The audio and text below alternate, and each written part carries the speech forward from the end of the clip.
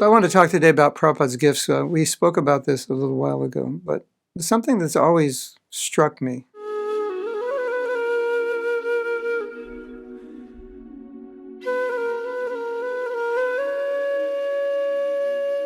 We, although in the material world, and although facing the same problems as everyone else, have a whole different paradigm. And thus, we can deal with what are big issues in entirely different ways, devastating issues, issues that would destroy people, and for us, may not even be a big deal.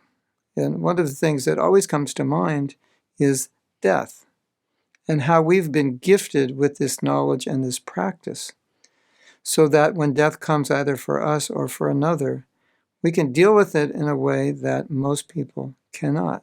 So it's not so much of a sad occasion, it becomes more of a celebration of a devotee moving on, and many devotees going back to Godhead. Those who chant 16 rounds, follow the four regular principles, Prabhupada said, they will go back to Godhead in this lifetime. So that means either ourselves or others who follow this. For us or for them, death is actually the highest point in their life. It's not a time of lamentation. Of course, we're going to miss them.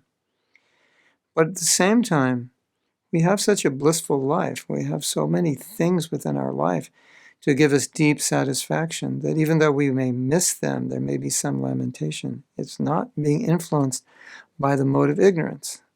And we basically can carry on our lives in ways which we could not if we weren't devotees.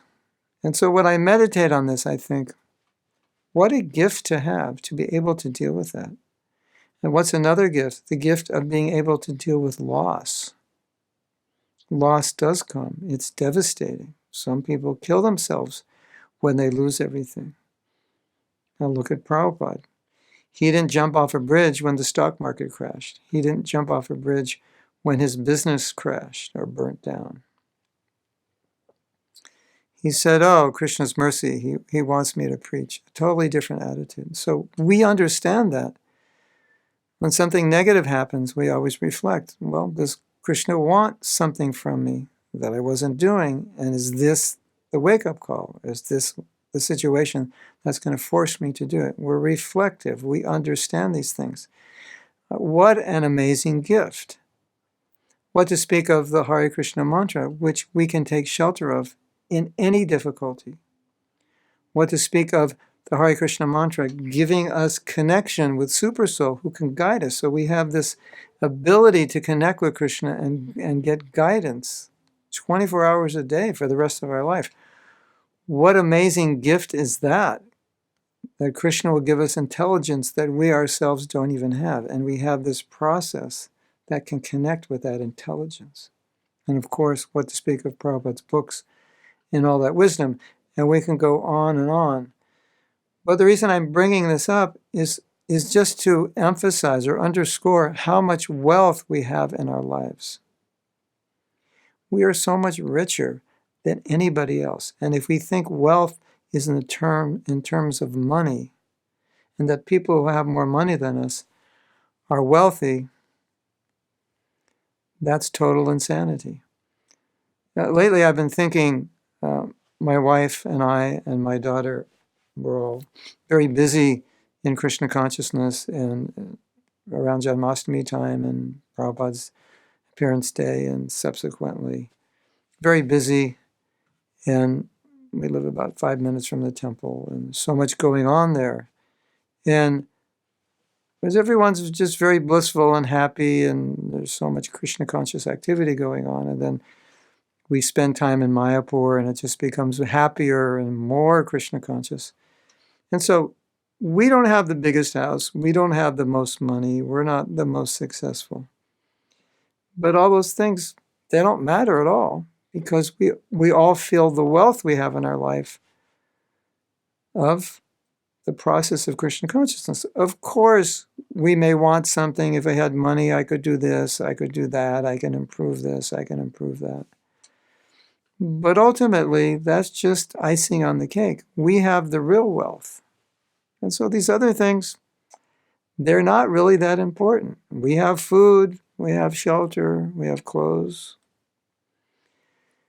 But we have Krishna. That's the real thing. And we're so happy. We're so fulfilled. And so recently I was just appreciating that, we could be living in a 10,000 square foot mansion on a 100-acre property in a forest and actually be totally miserable and have beautiful cars and big bank balance and so forth. So we have a simple life, but we're so enriched. And that's the mercy of Prabhupada, that Prabhupada gave us these jewels. So you know this, I know this. You might say, well, we all know this. But I think sometimes the illusory energy is so strong that we don't appreciate the value of what we have. And then we start hankering after material goals. The non-devotees are very unfortunate. They don't have Krishna consciousness. You should never envy a non-devotee, no matter who they are, no matter how successful they are. Unless they're Krishna conscious or God conscious or elevated, what's there to envy about them? We actually should be envied by everyone because we have real happiness. So that's the way we should flip it around. And no, everyone should envy us because we have these jewels. We have, we have so much. It's just like incredible wealth.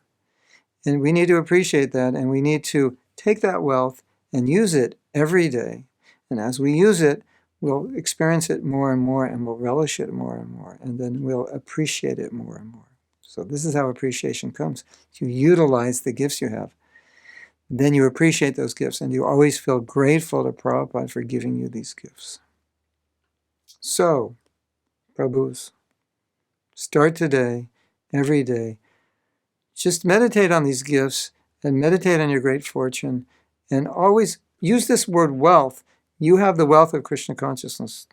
Otherwise, we're just going to think wealth is money and property or success, position. That's not real wealth. That's not the wealth we hanker for. So appreciate that you have the real wealth.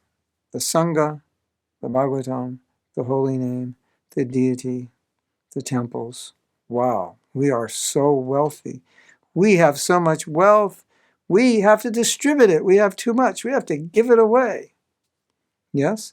That we're giving away the wealth. And oh my Govinda, the more we give it, the more we get. And we're just like multi-millionaires in transcendental wealth. And we can't give away enough because we just have so much. It's impossible to give it all away.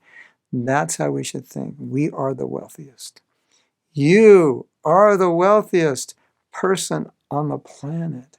You're wealthier than the Rockefellers and the Carnegies and the Rothschilds and whoever are the billionaires these days, the Warren Buffetts. You're more wealthy than all of them because you have Krishna consciousness.